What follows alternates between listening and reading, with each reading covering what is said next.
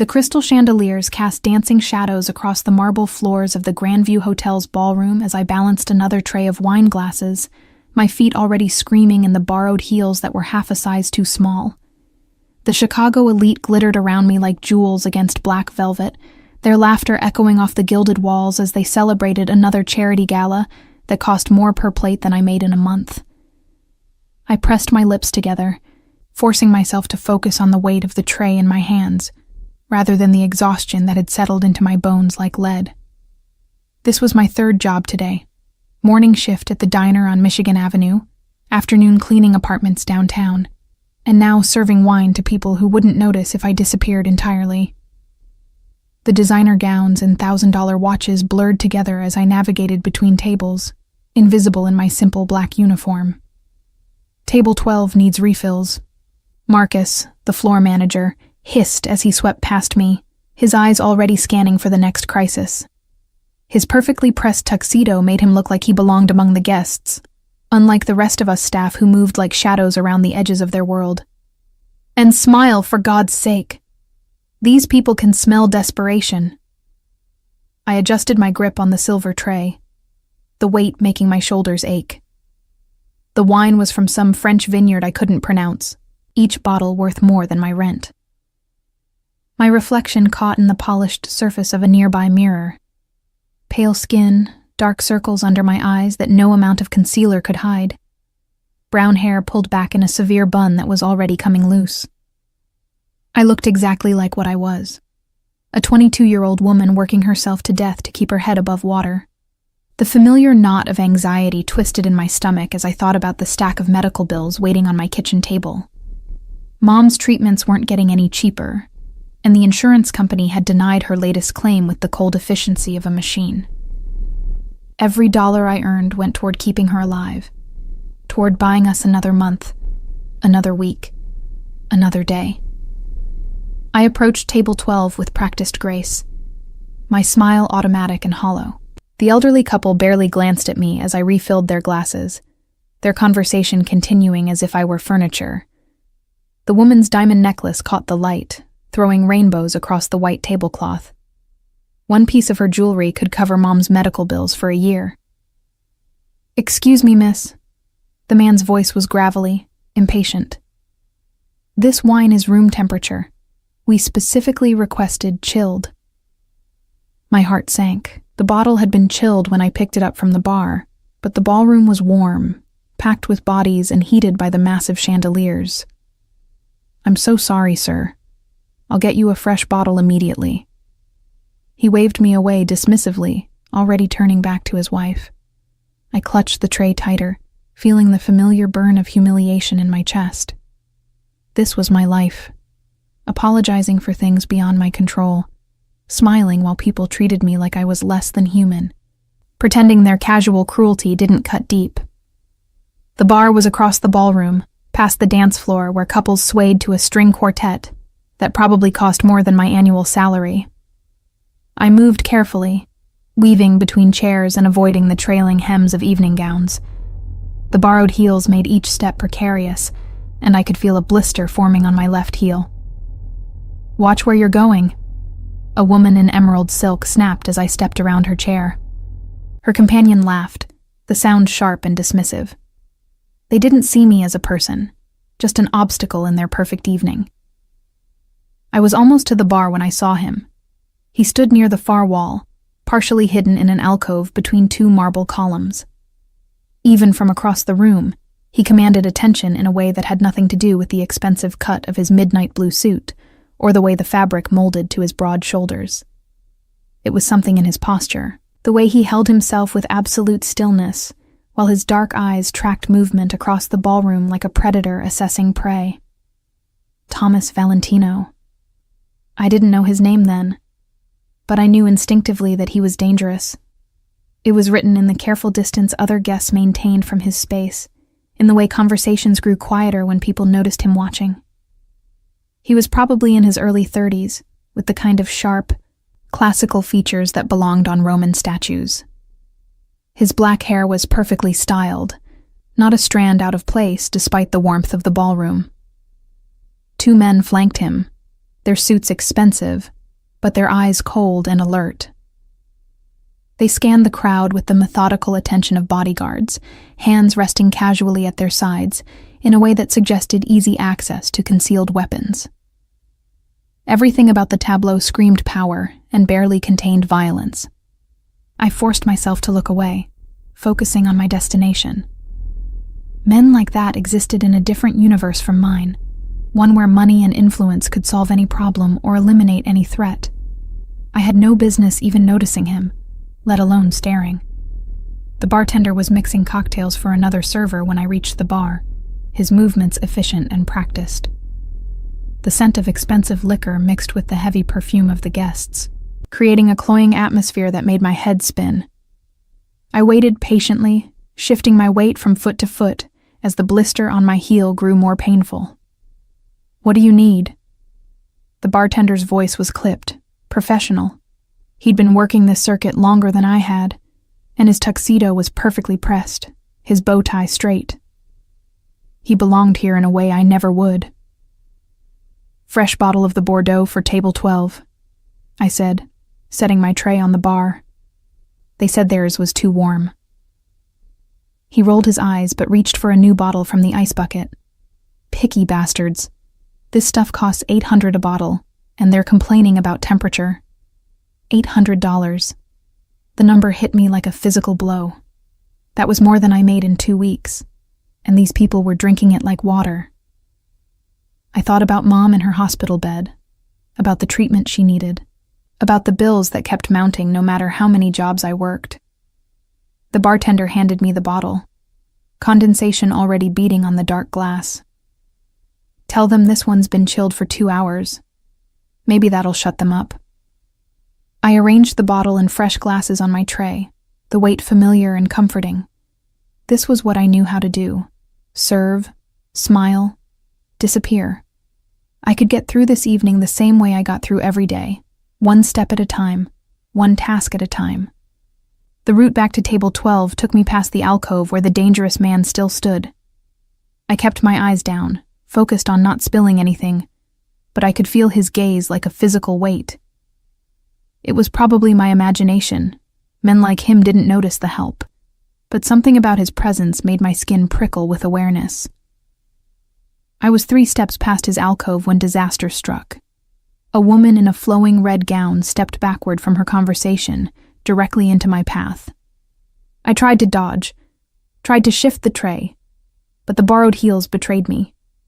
My ankle turned, my balance went, and the world tilted sideways. Time slowed to a crawl. I watched the bottle of $800 wine arc through the air, its contents catching the light like liquid rubies. The crystal glasses followed, spinning end over end in a deadly ballet. I had a split second to see where they were heading, to register the figure directly in their path. The dangerous man in the midnight blue suit. The wine hit him first, a crimson explosion across his chest that soaked through the fabric and dripped onto his Italian leather shoes. The bottle shattered against the marble floor, sending glass skittering across the ballroom like deadly confetti. The sound seemed to echo forever, cutting through the string quartet and conversation like a blade. Silence fell over our section of the ballroom like a heavy curtain.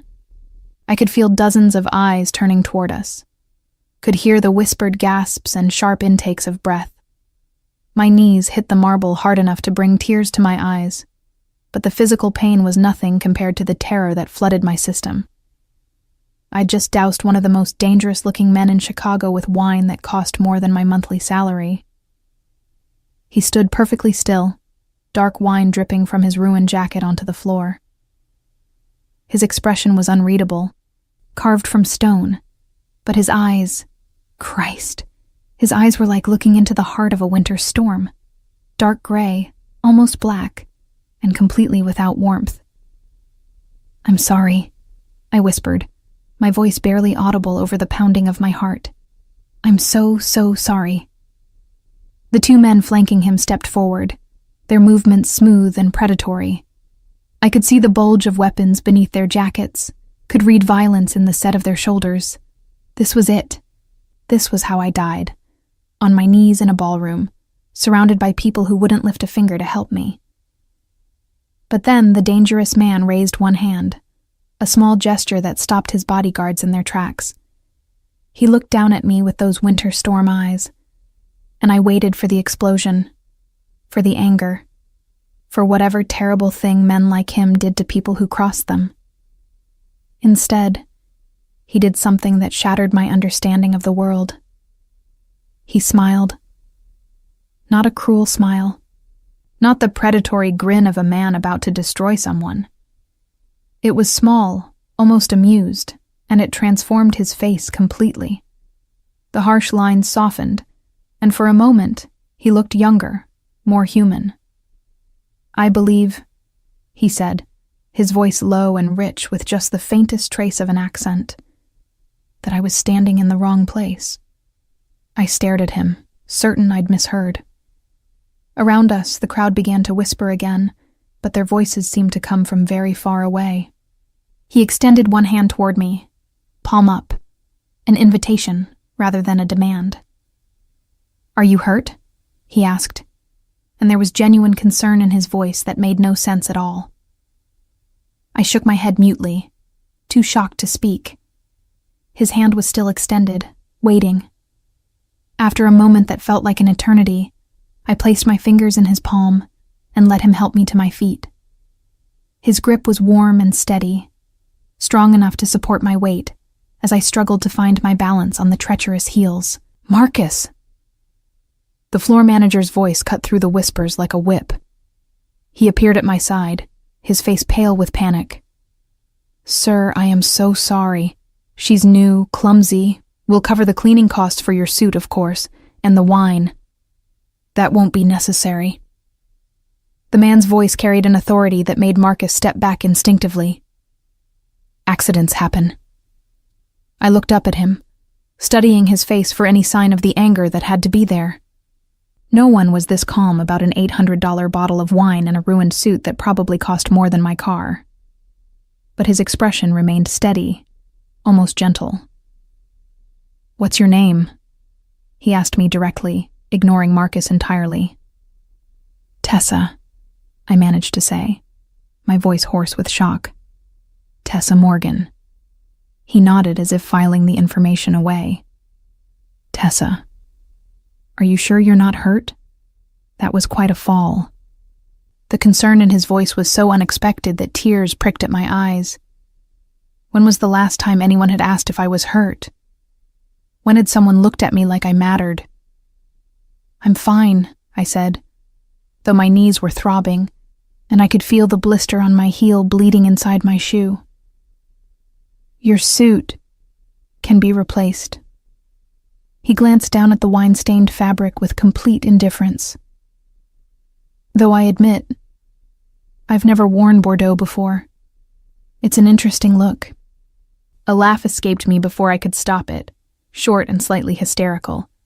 He was joking. This man who looked like he could have people killed with a phone call was making jokes about my clumsiness. "Sir," Marcus interrupted, his voice tight with anxiety. "Perhaps we should discuss compensation." "The only thing I require," the man said, his tone shifting subtly but unmistakably toward something colder, "is for you to ensure that Miss Morgan isn't penalized for this accident. It would be unfortunate if she faced any consequences for something that was clearly not her fault." The threat was wrapped in silk, but it was a threat nonetheless. Marcus went even paler, nodding rapidly. "Of course, sir. Absolutely. No penalties." I stared between them, trying to understand what had just happened. This stranger had not only forgiven my catastrophic mistake, but was protecting me from losing my job. It made no sense. "Thank you," I said, looking up at him. "I don't understand why you're being so kind, but thank you." Something flickered in his dark eyes, there and gone too quickly to interpret. "Everyone deserves kindness, Tessa." The way he said my name made something flutter in my chest, low and warm and dangerous. This was a man who could destroy lives with a word, who commanded fear and respect in equal measure. I should be terrified of him, should be grateful for his mercy, and eager to disappear back into the shadows where I belonged. Instead, I found myself studying the strong line of his jaw, the way his dark hair caught the light, the surprising gentleness in his voice when he spoke to me. It was a dangerous fascination, one that could only lead to heartbreak or worse. "I should let you get back to your evening," I said, taking a step backward. "Again, I'm so sorry about your suit." "Tessa." He said my name again, and I stopped moving. "What other jobs do you work?" The question caught me off guard. "I'm sorry?" "This is evening work. You have the look of someone who doesn't sleep much. What else do you do?" I shouldn't answer. I should make some polite excuse and disappear before this strange interlude cost me more than I could afford. But something about his attention, the way he looked at me like I was worth listening to, made me honest. Morning shift at Murphy's Diner on Michigan Avenue. Cleaning services in the afternoon. This on weekends and special events. He nodded slowly, processing the information. "That's a lot of work for someone your age." "Medical bills," I said simply. "My mother is sick." The admission hung between us, more intimate than I'd intended. I'd just told this stranger the most important thing about my life, the driving force behind every choice I made. His expression shifted, something almost like recognition flickering in his eyes. "I see." He reached into his jacket, and for a split second, my heart stopped. But instead of a weapon, he withdrew a small white card. "If you ever need anything, a different job, assistance with those bills, call this number." I took the card with trembling fingers. It was thick, expensive cardstock with only a phone number embossed in black. No name, no business, nothing to indicate who he was or what he did. "I don't even know your name," I said, looking up at him. That small, transformative smile appeared again. "Thomas. Just Thomas. Nothing more." But the way he said it, the weight of it, told me it was all I needed to know. "I should go," I said, though every instinct was screaming at me to stay, to bask in this impossible kindness for just a little longer. "Of course. But Tessa..." He waited until I met his eyes. "Keep that card somewhere safe." I nodded, clutching the cardstock like a lifeline. Marcus was already approaching with a cleanup crew, and the crowd around us was beginning to disperse, the drama over. In a moment, this would all feel like a dream. "Thank you," I said one last time. Thomas inclined his head slightly, a gesture that felt oddly formal. "Take care of yourself, Tessa Morgan." I turned away before I could do something stupid like ask him to dance or tell him he had beautiful eyes. As I walked back toward the bar to collect a new tray, I could feel his gaze following me, warm and heavy as a touch. I tucked his card into the deepest pocket of my uniform, where it rested against my hip like a secret. I didn't know who Thomas was or why he'd shown me such unexpected kindness. But something had changed in that moment when our eyes met. Something that made the rest of the evening feel surreal, like I was floating through someone else's life. It would be hours before I learned the truth about the man whose suit I'd ruined. Days before I understood that Thomas wasn't just dangerous. He was one of the most feared men in Chicago. Weeks before I realized that spilling wine on him hadn't been a disaster at all. It had been fate.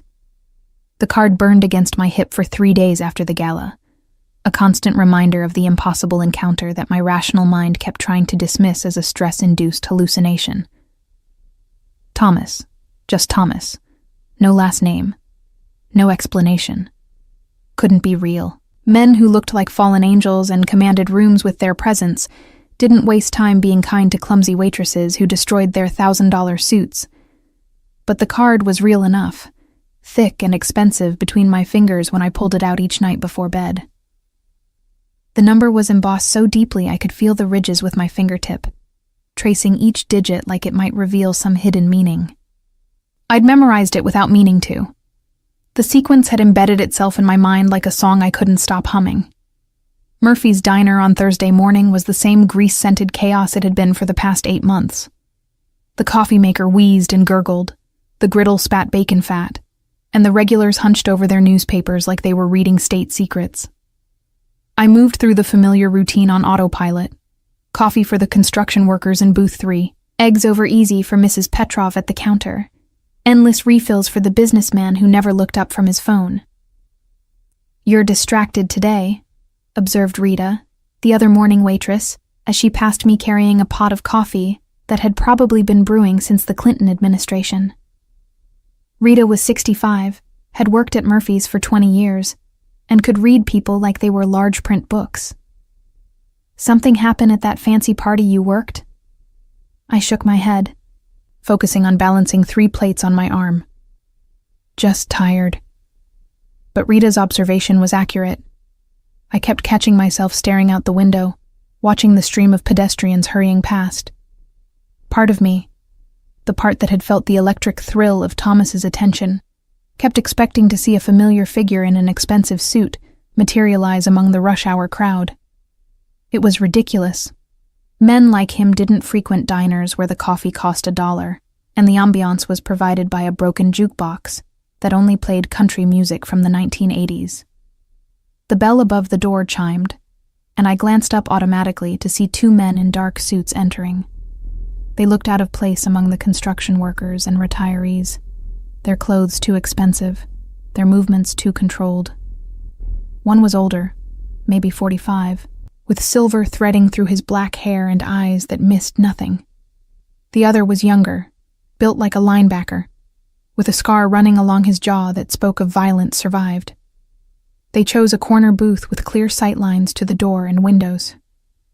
When I approached with menus and water glasses, they studied me with an intensity that made my skin crawl. "What can I get you, gentlemen?" I asked, trying to keep my voice steady. "Coffee," the older one said. His voice was gravelly, accent faintly Italian.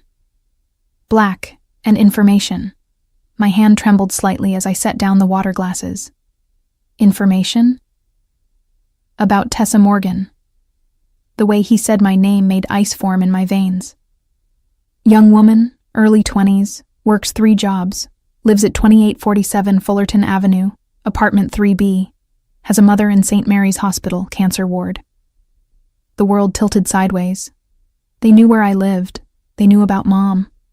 I gripped the edge of the table to keep from collapsing, mind racing through a dozen terrible possibilities. Had I been followed? Had someone seen me talking to Thomas and decided I was a threat? "I don't know what you want," I whispered. The younger man smiled, and it was the kind of expression that belonged on sharks. "Relax, sweetheart. We're not here to hurt you. We're here to protect you." "From what?" "From yourself," the older man said. "From making stupid decisions. From forgetting your place." He reached into his jacket, and my heart stopped entirely. But instead of a weapon, he withdrew a photograph.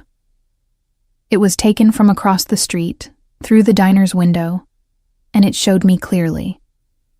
Wiping down tables, serving coffee, looking tired and ordinary and completely unaware I was being watched. "Nice little life you have here," he continued, setting the photo on the table between us. "Simple, safe. It would be a shame if something disrupted it." I stared at the image of myself, nausea rising in my throat. "How long have you been watching me?" "Long enough." He leaned back in the booth, completely at ease. "Long enough to know that you spoke with someone at the Grandview Hotel last Saturday. Someone you shouldn't have spoken to. Thomas." They were talking about Thomas. The kindness he'd shown me. The card in my pocket. Somehow it had marked me as a target. I thought about his winter storm eyes, the way he'd helped me to my feet with such gentleness, and felt something precious crumble inside my chest. "It was an accident," I said. "I spilled wine on him. We barely spoke." "And yet he gave you something." The older man's eyes glittered with malicious knowledge. "A card, perhaps? A way to contact him?" I forced my expression to remain blank, but something in my face must have given me away, because he smiled. "Smart girl. You didn't throw it away. Question is, are you smart enough to know what it means?" "It doesn't mean anything," I insisted. He was being polite. The younger man laughed, a sound like broken glass. "Thomas Valentino doesn't do polite, sweetheart. He does business. And if he gave you a way to reach him, it's because he sees you as potential business." Thomas Valentino. Finally, a last name to go with the face that had haunted my dreams for 3 nights, the name rolled around in my mind, familiar in a way that made my stomach clench with dread. I'd heard it before, whispered in news reports about organized crime, mentioned in conversations that died when outsiders walked into rooms. "You know who he is now," the older man observed, watching my face. "Good. That saves us some time. Thomas Valentino is the head of the most powerful crime family in Chicago. He owns judges, politicians, half the police force. He's responsible for more deaths than you can count, and he's never been charged with so much as a parking ticket, because witnesses have a habit of disappearing." Each word hit me like a physical blow. The gentle man who'd helped me to my feet, who'd joked about wearing wine, who'd asked about my mother with genuine concern. He was a killer, a monster in an expensive suit who'd fooled me completely with a few kind words and a smile. "So here's what's going to happen," the older man continued. "You're going to forget you ever met him. You're going to throw away whatever he gave you. You're going to go back to your simple little life and pretend Saturday night never happened." "And if I don't?" The question slipped out before I could stop it. His smile widened, showing too many teeth. "Then your mother's medical insurance gets canceled. Your apartment lease gets terminated. Your jobs disappear. And you find out just how creative we can get when people don't listen to friendly advice." The threat hung in the air between us, crystal clear in its implications. I thought about Mom in her hospital bed, weak from chemotherapy but still fighting. She was alive because of insurance that barely covered half her bills. Without it, she'd die, and we both knew it. "Who are you?" I asked, though I was afraid of the answer. "Friends of the family," the older man said. "People who understand the natural order of things. Thomas Valentino is a dangerous man to know, girl, but he's an even more dangerous man to refuse." The younger man leaned forward, his scarred face serious. "You think he was being kind to you? You think that conversation meant something? You're a pretty girl, Tessa, but you're not special. You're just another toy that caught his attention for 5 minutes." The words stung more than they should have. I'd known, on some level, that a man like Thomas would never seriously notice someone like me. But hearing it stated so bluntly, hearing the pity in the younger man's voice, made something wither inside my chest. "The card," the older man said, extending his hand. "Give it to us now," and this conversation never happened. I reached into my pocket, fingers closing around the thick cardstock. For 3 days it had felt like possibility, like proof that kindness still existed in the world. Now it felt like evidence of my own stupidity. But as I started to pull it out, something made me hesitate. Thomas's voice echoed in my memory. "Keep that card somewhere safe." Not as a casual suggestion, but as an instruction, as if he'd known this moment would come. "I threw it away," I lied, my hand moving away from my pocket. "The night of the gala. I didn't want it." The older man's eyes narrowed. "I don't believe you." "I don't care what you believe," I said, surprising myself with the steadiness of my voice. "I'm a waitress. I serve coffee and clean tables and go home to a 1-bedroom apartment with thin walls and a leaky faucet. Why would I keep a card from someone like him? They studied me for a long moment, and I forced myself to meet their gaze without flinching.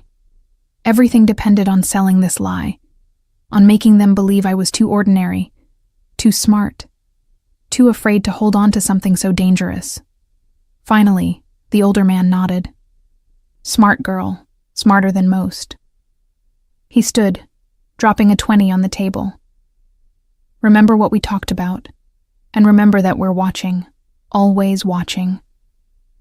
They left without another word, the bell above the door chiming cheerfully as they disappeared into the crowd outside. I stood frozen beside their table, staring at the photograph they'd left behind. My own face, captured without my knowledge, proof that my privacy was an illusion. Rita appeared at my elbow, coffee pot in hand. Friends of yours? No, I said, my voice hollow. Not friends. The rest of my shift passed in a haze of paranoia. Every customer who looked at me too long, every car that lingered outside the window, every shadow that moved wrong, it all felt like surveillance. They were watching, always watching. The phrase echoed in my head like a mantra of doom.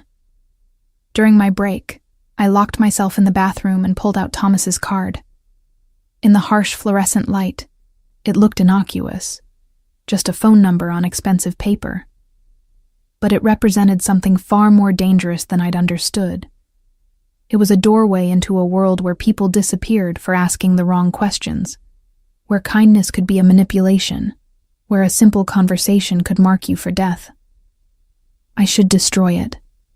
I should tear it into pieces and flush it down the toilet, then spend the rest of my life pretending I'd never met Thomas Valentino. It would be the smart thing to do, the safe thing, the only thing that made sense.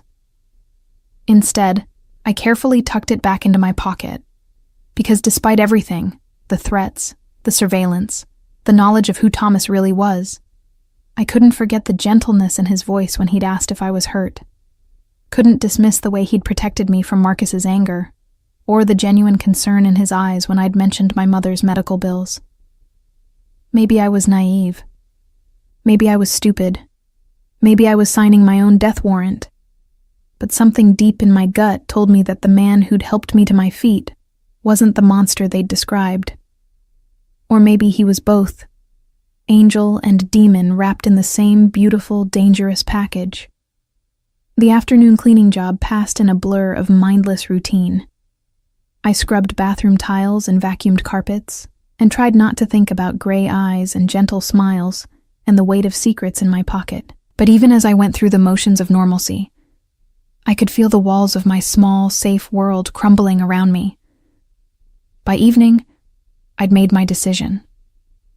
I waited until I was home, until I'd checked on Mom at the hospital and assured myself that her insurance was still active, that her treatment was still on schedule. Then I sat on my couch, in my ordinary apartment with its thin walls and leaky faucet, and stared at the card that had changed everything. The number seemed to glow in the lamplight, each digit a gateway to the unknown. My phone felt heavy in my hand as I dialed, my finger hesitating over each button. This was insane. This was dangerous. This was probably going to get me killed. But as the phone began to ring, I thought about the way Thomas had said my name, like it was something precious. I thought about the promise implicit in his final words. Take care of yourself, Tessa Morgan. Maybe he'd meant it.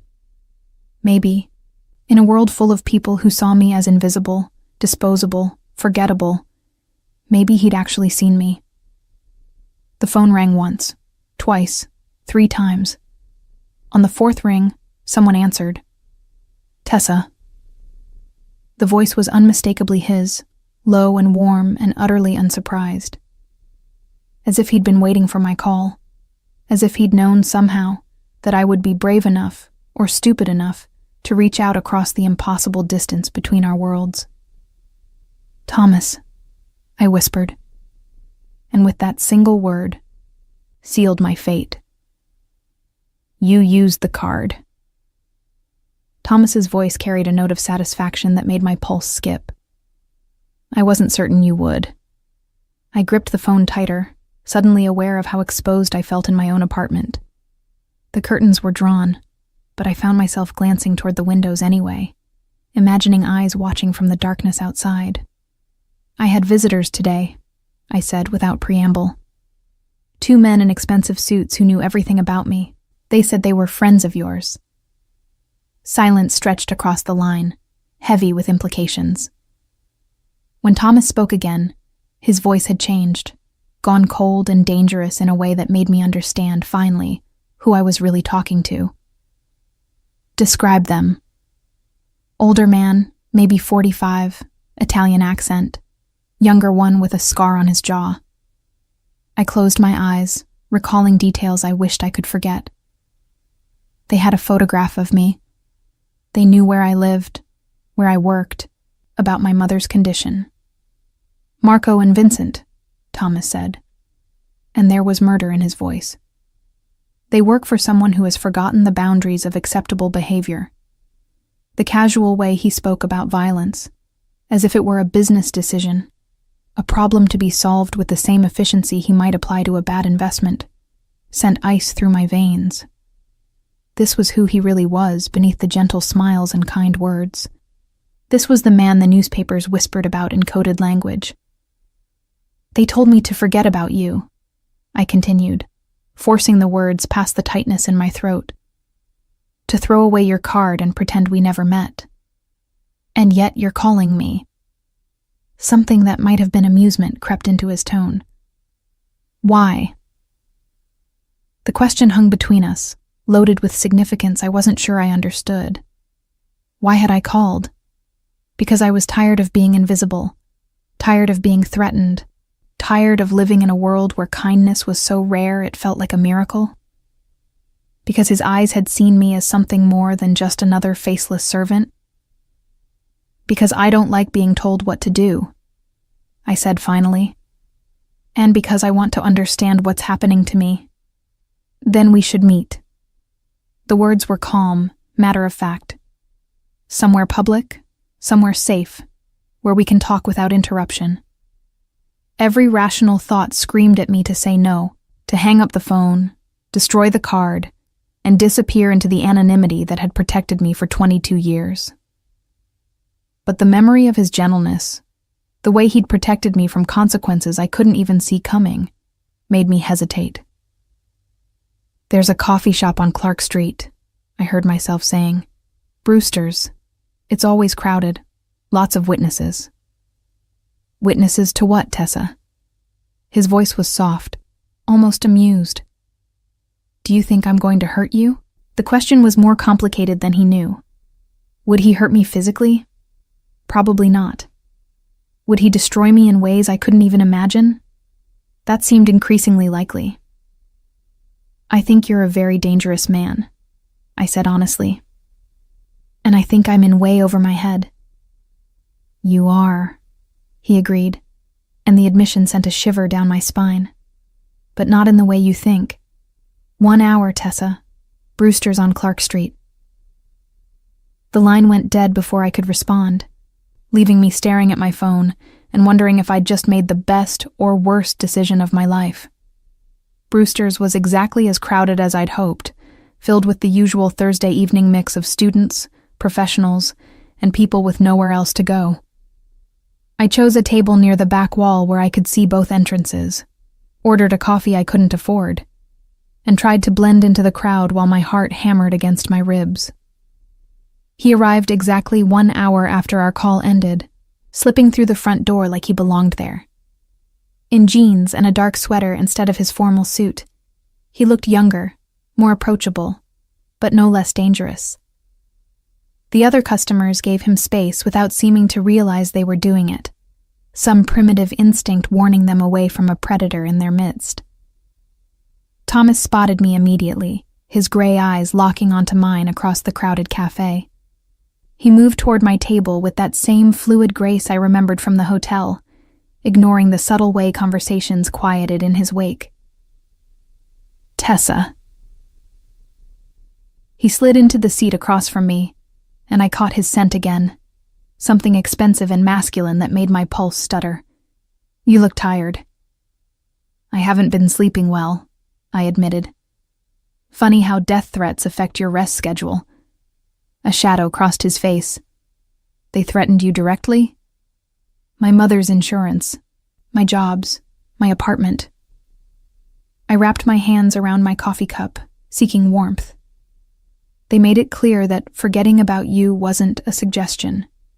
Thomas was quiet for a long moment, his eyes focused on something beyond my shoulder. When he looked at me again, there was something almost like regret in his expression. "I should have anticipated this," he said quietly. "Should have realized that showing you kindness would be interpreted as weakness by certain people." "Kindness?" I couldn't keep the bitterness from my voice. "Is that what this is? Because from where I'm sitting, it looks like I've been dragged into some kind of territorial dispute between criminals." His jaw tightened almost imperceptibly. "Is that what you think I am? A criminal? Aren't you?" The question hung between us, stark and unavoidable.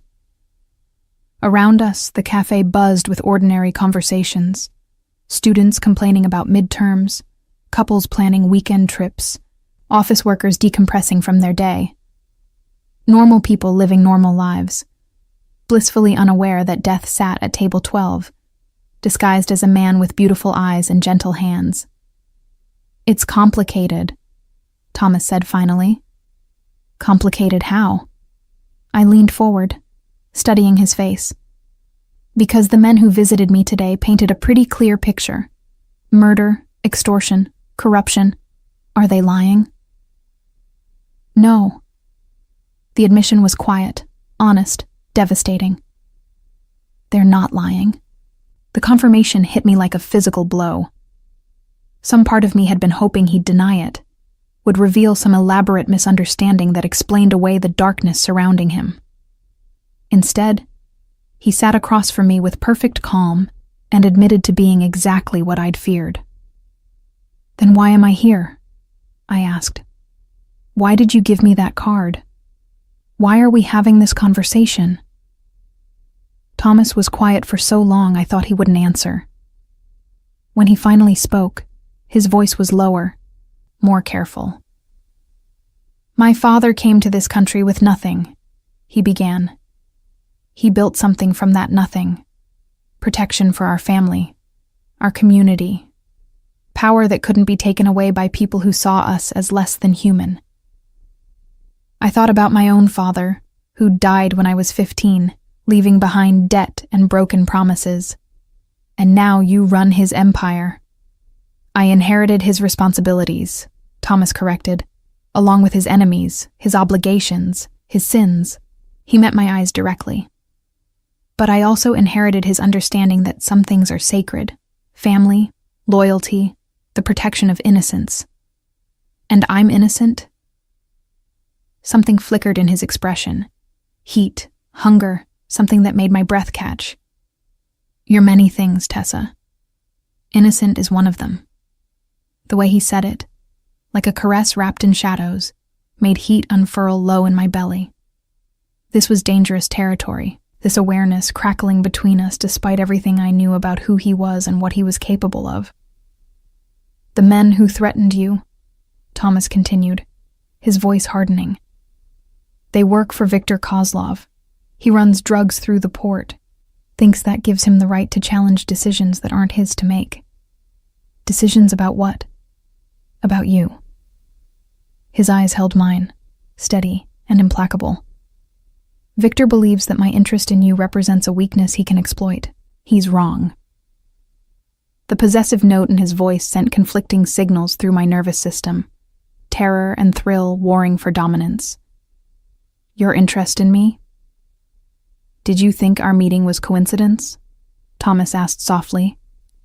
"That I just happened to be standing where you could drench me in wine?" My world tilted sideways for the second time that day. "You planned it?" "I've been watching you for weeks, Tessa, learning your routines, your habits, your struggles, He leaned back in his chair, completely relaxed despite the bombshell he'd just dropped. The spilled wine was genuine accident, a gift, really. It gave me an excuse to approach you without seeming predatory. But you are predatory, I whispered, everything clicking into place with sickening clarity. You're a stalker. You've been following me, watching me. Protecting you, he interrupted, and there was steel in his voice now. Do you think your mother's insurance payments have been processing so smoothly by accident? That your landlord stopped hassling you about late rent because he developed a conscience? That you keep getting the better shifts at all 3 of your jobs through sheer luck? The room spun around me as I processed his words. Every small miracle of the past few months, every stroke of good fortune that had kept me afloat, it had all been him. Moving pieces on a board I hadn't even known I was playing on. Why? The word came out broken, bewildered. Why would you do that for a stranger? Thomas reached across the table, his fingers brushing against mine. The touch was electric, sending shockwaves through my nervous system despite everything I knew about him. Because the first time I saw you, he said quietly, you were crying outside St. Mary's Hospital after visiting your mother. You sat on that bench for 20 minutes, letting yourself fall apart where no one could see. Then you pulled yourself together, threw away your tissues, and went to work your evening shift with a smile. The memory hit me like a physical blow. 3 months ago, after Mom's doctor had delivered particularly bad news about her prognosis, I'd needed those 20 minutes to grieve before I could function again. You were watching me then? I was supposed to be meeting with someone in the medical building next door, Thomas said. Instead, I found myself fascinated by a young woman who carried the weight of the world on her shoulders and still managed to be kind to everyone around her. So, you decided to what? Collect me? Add me to your empire like another business acquisition? Pain flashed across his features, there and gone so quickly I almost missed it. I decided to make sure you never had to choose between your mother's life and your own survival. The words hit me with devastating accuracy. He'd seen my greatest fear, my most impossible choice, and quietly eliminated it. For months, I'd been living with the knowledge that I couldn't afford Mom's treatment indefinitely, that eventually I would have to watch her die because I couldn't earn money fast enough to keep her alive. And in return? I asked, though I wasn't sure I wanted to hear the answer. In return, you exist, Thomas said simply. You continue being exactly who you are, kind, strong, beautiful in your determination to save someone you love. The world is better with you in it, Tessa. I wanted to make sure you stayed. The confession hung between us, too honest and too intimate for the crowded cafe around us. I stared at him, trying to reconcile the gentle protector with the dangerous criminal, the man who'd orchestrated months of secret kindness with the one who casually spoke of murder and territorial disputes. Victor doesn't see it that way, I said finally. Thomas's expression went cold. Victor sees a vulnerability to exploit. He believes that threatening you will force me to make concessions in our ongoing negotiations. And will it? The smile that curved his lips was sharp enough to cut glass. Victor is about to learn the difference between protecting something precious and being weak enough to lose it. The promise of violence in his voice should have terrified me. Instead, it sent a dark thrill through my chest that I didn't want to examine too closely. This was what protection looked like in his world. Not laws or police or institutions that had failed me my entire life, but the absolute certainty that anyone who threatened me would pay for it with blood. What happens now? I asked. Now you decide, Thomas said, his eyes never leaving mine. You can walk away from this table, throw away my card, and pretend this conversation never happened. Victor's people will leave you alone once they realize I've moved on to other interests. And if I don't walk away? Something dangerous and hungry flared in his eyes. Then you accept what's been true since the moment I first saw you crying on that hospital bench. You're mine, Tessa. Mine to protect. Mine to care for. Mine to keep safe from a world that would destroy you without a second thought. The claim should have outraged me. Should have sent me running from the cafe and straight to the nearest police station. Instead, it settled into my bones like something I'd been waiting my whole life to hear. You can't just decide I belong to you, I said, but my voice lacked conviction. I already have. Thomas's hand covered mine completely, warm and possessive. The only question is whether you're brave enough to accept it. I looked down at our joined hands, his scarred and strong, mine small and trembling with more than fear. In his world, I would be protected, cherished, removed from the constant struggle that had defined my existence for as long as I could remember. I would never have to worry about Mom's medical bills or my own survival again.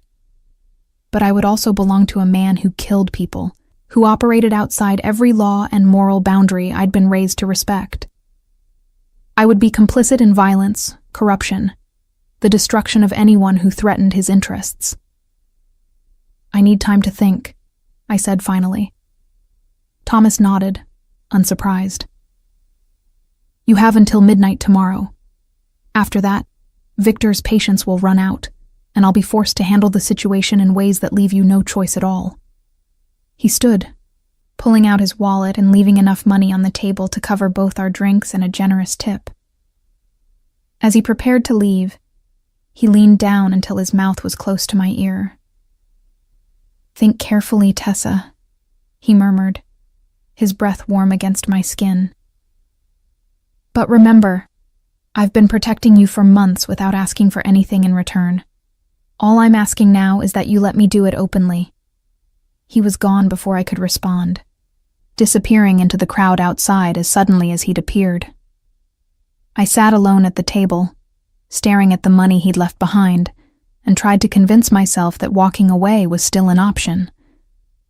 But deep down, in a place I didn't want to acknowledge, I already knew what my answer would be. The world I'd known was already gone, destroyed the moment I'd looked up into storm-gray eyes and seen my reflection transformed into something precious. The only question now was whether I was brave enough to step fully into the darkness he offered, or foolish enough to believe I could find my way back to the light. I didn't sleep that night.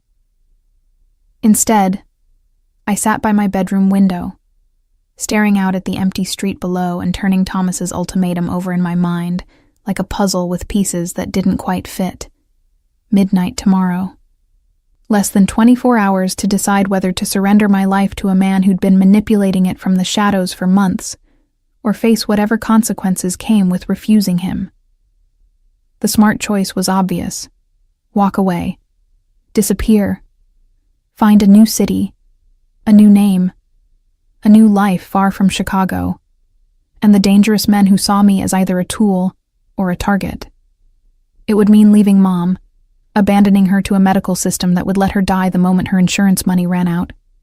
But at least I would be free. The thought lasted exactly as long as it took me to imagine her face when I told her I was leaving. Mom, who'd sacrificed everything to raise me alone after Dad died, who'd worked double shifts to keep food on the table and still found time to help me with homework. I couldn't abandon her. Wouldn't abandon her, no matter what it cost me. Which meant Thomas had been right about one thing. I'd never really had a choice at all. Dawn brought no clarity, only the familiar routine of another day spent serving people who saw me as invisible. The morning shift at Murphy's passed in a haze of coffee refills and breakfast orders.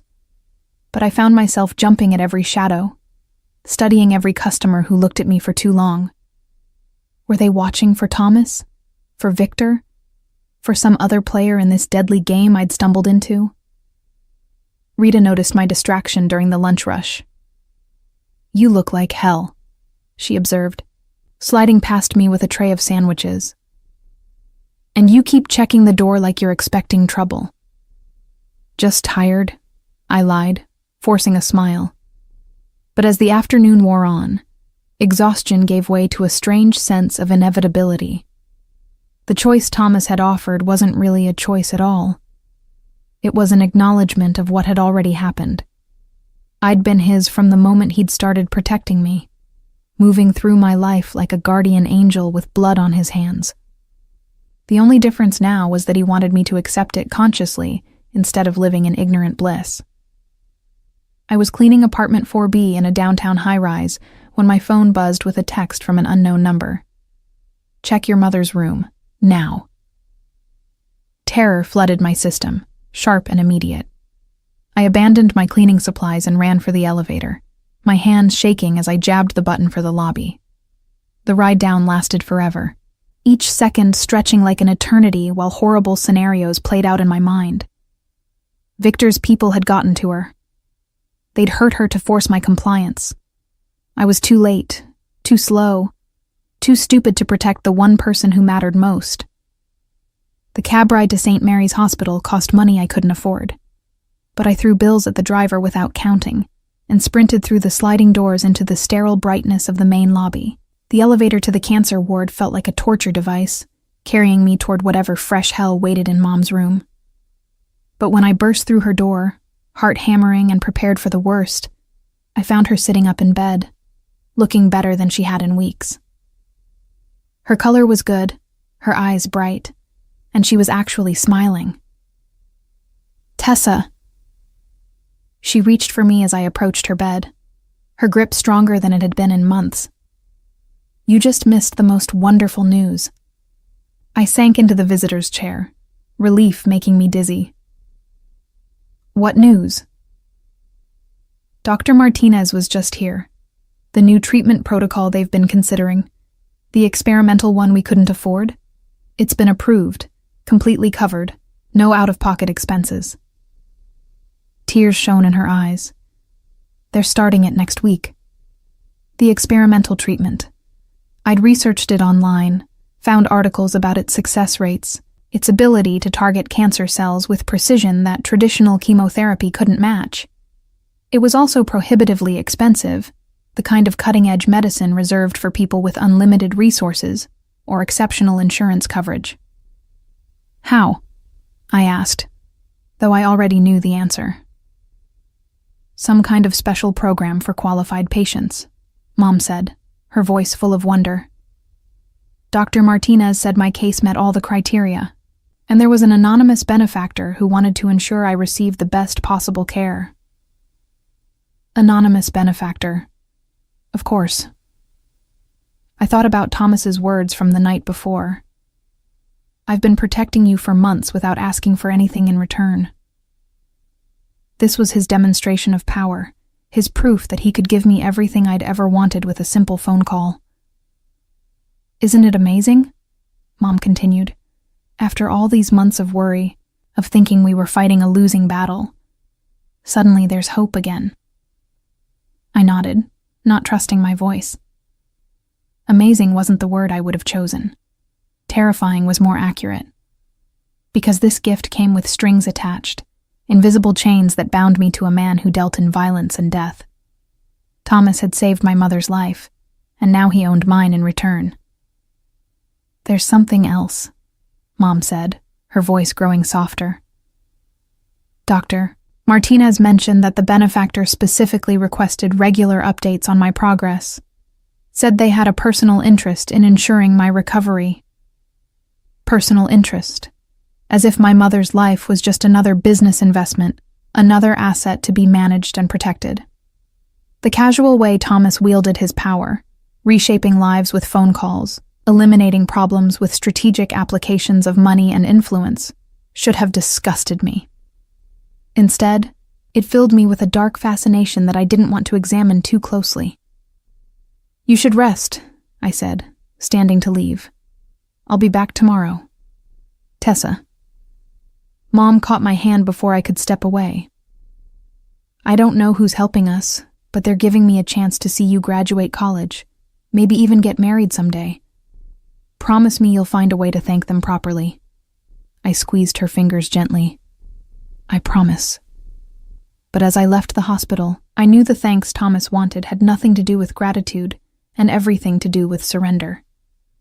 The evening shift at the hotel was supposed to be my last opportunity to think, to weigh my options one final time before midnight arrived. Instead, it became a lesson in the reach of Thomas's influence and the futility of imagining I could escape it. The event was a corporate dinner for some pharmaceutical company, the kind of sterile affair where everyone wore identical smiles and spoke in corporate buzzwords. I moved through the ballroom with mechanical efficiency, serving wine and clearing plates while my mind churned through the impossible mathematics of my situation. It was during the dessert course that I saw him. Viktor Kozlov stood near the bar, a glass of champagne in his hand, and murder in his pale blue eyes. He was younger than I'd expected, maybe 40, with the kind of aristocratic features that belonged on old Russian novels. His suit was perfectly tailored, his blonde hair swept back with European precision, but there was something cold and reptilian in his expression that made my blood freeze. He wasn't alone. The two men who'd visited me at Murphy's diner flanked him like guard dogs, their attention fixed on me with predatory intensity. Other guests gave their group space without seeming to realize they were doing it, some primitive instinct warning them away from the violence that radiated from Victor's presence. Our eyes met across the ballroom, and he smiled. It was the kind of expression that belonged on sharks circling wounded prey, full of anticipated pleasure at the destruction to come. He raised his champagne flute in a mock toast, his message crystal clear. Time was running out. I forced myself to look away, to continue my duties as if my hands weren't shaking and my heart wasn't trying to beat its way out of my chest. But I could feel Victor's gaze following my every movement, cataloging my weaknesses, planning how best to exploit them. When my shift manager approached during the cocktail hour, his face was pale with barely controlled panic. "Tessa, there's been a change in assignments. You're being moved to VIP service for the rest of the evening." VIP service meant the private dining rooms upstairs, away from the crowd and witnesses. My stomach clenched with dread.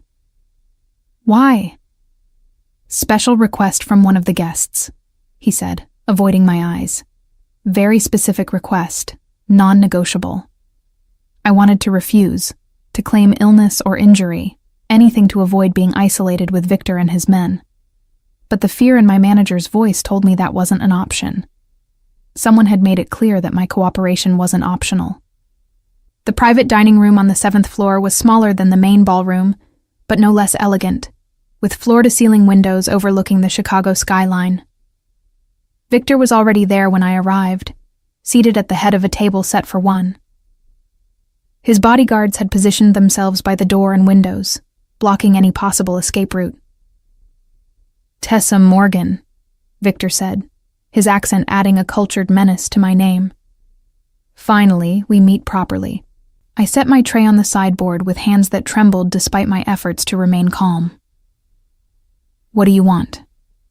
"Straight to business. I appreciate that." He gestured to the chair across from him. "Please sit. We have much to discuss." "I'm working." "Not anymore." His smile widened, showing perfect white teeth. "Your manager has been informed that you're indisposed for the remainder of the evening. Sit down, Miss Morgan." The command in his voice left no room for argument. I perched on the edge of the chair, every muscle tensed for flight even though I knew it was useless. Victor's men had sealed the room as effectively as prison bars. "You've been a very busy girl," Victor continued, pouring himself wine from the bottle on the table. "Midnight conversations with dangerous men, secret meetings in coffee shops, such dramatic behavior for a simple waitress." "I don't know what you're talking about." "Of course you don't." He sipped his wine slowly, savoring both the vintage and my discomfort. "Thomas Valentino is a persuasive man, I'm told. Handsome, charming, generous to those who catch his interest. It's easy to see how a young woman might be, confused by his attention. The way he said confused made my skin crawl. "Mr. Valentino helped me when I had an accident, that's all." "An accident?" Victor's laugh was like broken glass. "Yes, I heard about your clumsiness with the wine. Quite the coincidence that you happened to spill it on one of the most powerful men in Chicago." "It was an accident," I repeated, but my voice lacked conviction even to my own ears. Perhaps. But the conversation that followed certainly wasn't accidental. Nor was the card he gave you, or the phone call you made to him last night. Victor leaned forward, his pale eyes boring into mine. Did you really think such things could remain secret in this city? The casual revelation that he'd been monitoring my communications sent ice through my veins. How long had he been watching? How much did he know about Thomas's protection? About the benefits I'd been receiving without understanding their source?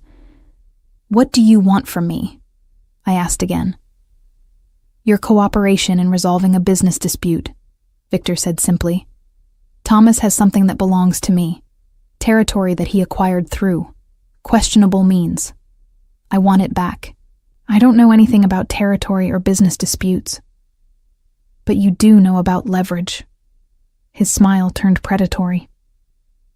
Thomas Valentino is a man who values very few things in this world. His reputation, his power, his control, and now it seems you. The possessive note in his voice when he said you made my stomach turn. I'm not his anything. Aren't you? Victor pulled out his phone, scrolling through what appeared to be a series of photographs. Your mother's insurance mysteriously approved for experimental treatment. Your landlord suddenly stopped demanding late fees. Better shifts at all 3 of your jobs. Either you're the luckiest woman in Chicago, or Thomas Valentino has been very busy playing guardian angel. Each revelation hit me like a physical blow. Victor knew everything. Every kindness Thomas had shown me. Every protection he'd put in place. Every way my life had been quietly improved by invisible hands. The scope of the surveillance was breathtaking and terrifying. So you see, Victor continued, you're already his. The only question is whether you're willing to admit it, or whether you'll continue this charade of innocence until it becomes inconvenient for everyone involved. And if I admit it, what then? Victor's expression grew serious, almost gentle. Then you help me send Thomas a message. You tell him that his interests in the Port District are no longer welcome, that certain territories need to be returned to their rightful owners. In exchange, your mother continues receiving her excellent medical care, and you continue living your quiet little life. And if I refuse? The temperature in the room seemed to drop 10 degrees. Then your mother's insurance gets canceled due to a clerical error. Your jobs disappear due to budget cuts. Your apartment lease gets terminated due to code violations. His voice grew softer, more dangerous. And you discover just how fragile the safety Thomas thinks he's provided really is. The threats were delivered with such casual politeness that they took a moment to register fully. When they did, terror flooded my system so completely that I could barely breathe. Everything Thomas had given me, every protection, every kindness, every hope for my mother's survival, could be stripped away with a few phone calls. You're asking me to betray him, I whispered. I'm asking you to choose, Victor corrected, between a man who's been manipulating your life from the shadows and your mother's life, between his criminal empire and your own safety, between fantasy and reality. He stood, smoothing down his jacket with elegant precision. You have until midnight to deliver Thomas my message. After that, the choice will be made for you. One of his bodyguards moved to escort me toward the door, but Victor raised a hand to stop him. One more thing, Miss Morgan. Thomas Valentino is a very dangerous man to care about. Those who get too close to him have a disturbing tendency to end up dead. Your predecessor, a lovely girl named Elena, learned that lesson too late. The casual mention of another woman, another victim, sent fresh terror through my already overloaded system. What happened to her? Car accident, Victor said with theatrical sadness. So tragic when these things happen to young women who think they can navigate our world safely. The threat was crystal clear. Cooperate or become another tragic accident. Another casualty in a war I didn't understand between men who saw human lives as chess pieces to be moved and sacrificed at will. Think carefully about your choice, Tessa, Victor said, as his bodyguard finally escorted me to the door. And remember, Thomas's protection only works as long as he has something to protect you with. Power can be taken away, territory can be lost. But death is permanent. The elevator ride down to the lobby felt like descending into hell. My legs barely carried me through the hotel's marble corridors and out into the Chicago night, where the cold air hit my face like a slap of reality. I stood on the sidewalk, surrounded by the normal sounds of traffic and pedestrians, and tried to process what had just happened. Victor wasn't just threatening me. He was offering me a choice between two different kinds of destruction. Betray Thomas and possibly survive, or remain loyal and watch everything I cared about burn. My phone buzzed with a text message. The number was Thomas's, but the message was simple. Are you safe? Somehow he knew. Somehow he'd discovered that Victor had made contact. That the deadline he'd given me was no longer theoretical, but immediate and deadly. I stared at the screen, knowing that my response would set events in motion that couldn't be stopped. For now, I typed back. His reply came immediately. Where are you? I looked around, getting my bearings. Outside the Grandview Hotel. Stay there, I'm coming. The finality in those 3 words made something inside me settle with grim certainty. There would be no more delays, no more time to think or weigh options. The choice Victor had demanded and Thomas had offered was about to be made, whether I was ready or not. As I waited on the sidewalk, watching expensive cars navigate the evening traffic, I thought about my mother's face when she'd told me about the experimental treatment, the hope in her eyes, the possibility of a future I'd stopped daring to imagine. Thomas had given me that with a phone call, had made the impossible possible without asking for anything in return. But he was asking now, not just for gratitude or acknowledgement, but for everything. My life, my loyalty, my complicity in whatever darkness defined his world. He wanted me to choose him over safety, over normalcy, over every value I'd been raised to cherish. The black SUV that pulled up to the curb was so quiet I almost missed it. The rear window rolled down, revealing Thomas's face in the dim interior light. His expression was harder than I'd ever seen it, all traces of gentleness replaced by something cold and implacable. Get in, he said, and his voice carried the absolute authority of a man accustomed to being obeyed without question. I opened the door and slid into the leather seat beside him, immediately surrounded by his presence. The scent of his cologne, the heat radiating from his body, the dangerous energy that seemed to crackle in the air around him. Tell me what happened, he said, as the SUV pulled smoothly into traffic. So I did. Every word Victor had spoken, every threat he'd made, every casual revelation about the scope of his surveillance. Thomas listened without interruption, his expression growing darker with each detail. He knows about Elena, I finished, watching his face for a reaction. Something flickered in Thomas's eyes, pain, rage, regret, before his expression shuttered completely. Elena was a mistake, a moment of weakness that cost an innocent woman her life. What happened to her? She got too close to something she should have stayed away from, Thomas said quietly. Me. The admission hung between us, heavy with implication. This was my future if I chose him. Not safety, but the constant threat of violence from his enemies. Not protection, but the knowledge that loving him could be a death sentence. Victor wants an answer by midnight, I said.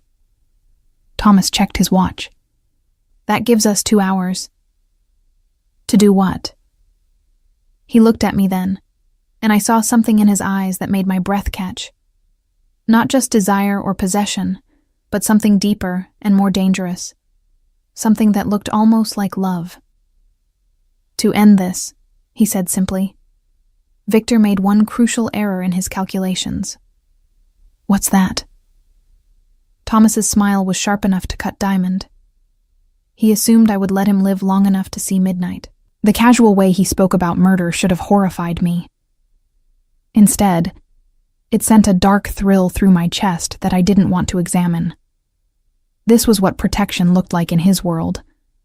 Not laws or negotiations, but the absolute certainty that anyone who threatened what belonged to him would pay the ultimate price. "What about my choice?" I asked. "The decision you said I had to make?" Thomas turned to face me fully, his gray eyes intense in the dim light of the SUV. "You made it the moment you got in this car, Tessa. Everything else is just details." He was right, and we both knew it. I'd crossed a line by accepting his protection, by allowing him to fight my battles, by choosing his dangerous certainty over the false safety of neutrality. There was no going back now. No pretending I could return to my old life of invisibility and struggle. "What happens next?" I asked. "Next, you go home and wait," Thomas said. "Victor's threats die with him, and you never have to worry about choosing between your mother's life and your own safety again." "And after that?" His hand covered mine, warm and possessive and absolutely certain. "After that, you're mine. Completely, permanently, without reservation or escape." His thumb traced across my knuckles, a gentle caress that belied the steel in his voice. "No more hiding, no more pretending, no more living in the shadows of your own life." The promise and threat in his words should have terrified me. Instead, they filled me with a sense of inevitability that was almost relief. I'd been fighting to keep my head above water for so long that surrendering to the undertow felt like peace. "Okay," I whispered, and with that single word, sealed my fate. Thomas smiled, and for the first time since I'd met him, it reached his eyes completely. "Welcome to my world, Tessa Morgan." As the SUV carried us through the Chicago night, toward whatever violence awaited, I thought about the girl who'd spilled wine on a stranger's suit just a week ago. She seemed like someone from another lifetime, innocent and naive and blissfully unaware of the darkness that waited in expensive clothes and gentle smiles. That girl was gone now, replaced by someone who could sit calmly beside a man planning murder and feel nothing but gratitude for his protection. Someone who could choose love over safety, possession over freedom, beautiful danger over empty security. I was Thomas Valentino's now, completely and irrevocably. And as his hand tightened over mine in the darkness of the car, I discovered that surrender felt exactly like coming home. Thomas's penthouse occupied the top floor of a gleaming tower that pierced the Chicago skyline like a steel and glass arrow. Floor-to-ceiling windows offered a panoramic view of the city spread out below, millions of lights twinkling in the darkness like earthbound stars. It was beautiful, elegant, and utterly intimidating. Exactly what I'd expected from a man who wielded power like other people wielded tools. "Wait here," Thomas said, guiding me to a leather sofa that probably cost more than my annual salary. The living space was all clean lines and muted colors, expensive art on the walls and furniture that looked like it belonged in a museum. "I have calls to make." He disappeared into what I assumed was his office, leaving me alone with my racing thoughts and the weight of what I'd agreed to. Through the windows, Chicago stretched endlessly in all directions, and I couldn't help but think about how small my old life looked from this height. The diner, my apartment, even the hospital where Mom was sleeping peacefully, thanks to Thomas's intervention. They were all just specks in the vast tapestry of the city. I was still staring out at the lights when raised voices drifted from Thomas's office. He was speaking Italian, his tone sharp with authority and barely controlled rage. I couldn't understand the words, but the meaning was clear enough. He was coordinating Victor's destruction with the same efficiency he might use to plan a business meeting. The casual way he orchestrated violence should have repulsed me. Instead, I found myself thinking about Victor's cold smile, his threats against my mother, the way he'd spoken about Elena like she was just another casualty in his games. Some people deserved whatever Thomas had planned for them. "Tessa." His voice made me turn from the windows. He stood in the doorway of his office, tie loosened and sleeves rolled up, looking like a different person than the polished businessman I'd met at the hotel. This was Thomas Valentino without the mask, dangerous and magnetic, and utterly focused on me. "Is it done?" I asked. "It will be within the hour." He moved toward me with that fluid grace I remembered from our first meeting, but there was something different in his expression now. Hunger, possession, the look of a man who'd claimed something precious and intended to keep it. Victor made the mistake of threatening you directly. That kind of disrespect requires a very public response. Public response. I thought about what that meant in his world, not a lawsuit or a formal complaint, but blood spilled in ways that would send a message to anyone else considering similar disrespect. The thought should have horrified me. Instead, it sent a dark thrill through my system that I was learning not to question. "What about his men? Marco and Vincent? They'll be given a choice," Thomas said, stopping directly in front of me. "Serve new management or join their former boss." His hand came up to cup my face, thumb tracing along my cheekbone with devastating gentleness. "You don't need to worry about any of them anymore, Tessa. You're under my protection now." Protection. The word had taken on new meaning over the past week, evolved from something I'd never needed to something I couldn't imagine living without. Thomas's protection wasn't just physical safety. It was freedom from the constant struggle that had defined my existence, liberation from the crushing weight of impossible choices. "My mother's treatment," I began, but he silenced me with a shake of his head. "Already arranged. Dr. Martinez will have access to any treatment she needs, any specialist who might help, any experimental therapy that shows promise." His other hand settled on my waist, warm and possessive. "She'll receive the best care money can buy for as long as she needs it." The casual way he reshaped my reality with words still took my breath away. One conversation with Thomas was worth more than years of struggling through insurance bureaucracy and medical bills. He'd given me something I'd never dared hope for, the certainty that Mom would live. "Why?" I asked, studying his face. "Why would you do all this for someone you barely know?" Something shifted in his expression, vulnerability flickering beneath the surface before he controlled it. "I told you. I've been watching you for months, learning who you are." His hands tightened on me almost imperceptibly. "You work yourself to exhaustion to save someone you love. You're kind to people who treat you like furniture. You carry burdens that would break most people and still manage to smile. That doesn't explain the protection, the money, I gestured vaguely at the opulent surroundings. "All of this. Doesn't it?"